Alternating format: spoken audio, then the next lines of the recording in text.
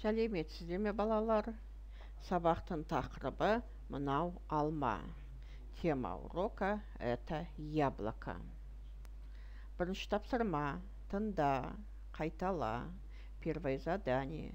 Послушай, повтори. Мынау алма – это яблоко. Мынау алмұрт – это груша. Мынау жүзім – это виноград. Екінші тапсырма. Тыңда, қайтала. Второе задание. Послушай, повтори.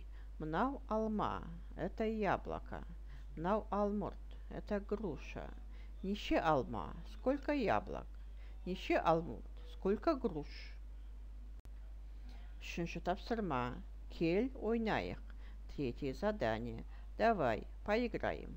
Неше алма, сколько яблок? 3, 3. Төртінші тапсырма. Бастыр, боя. Четвертое задание. Обведи, разукрась. Бесінші тапсырма. Тыңда, қайтала. Қазақ тіліне тән дыбыстарға назар аудар. Пятое задание. Послушай, повтори.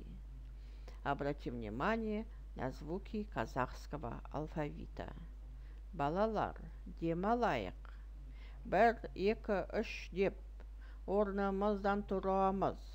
Аққу болып ұшамыз. 4, 5, 6, 7, 8 деп қайта келіп қонамыз. Сабақ аяқталды. Сау болыңдар балалар.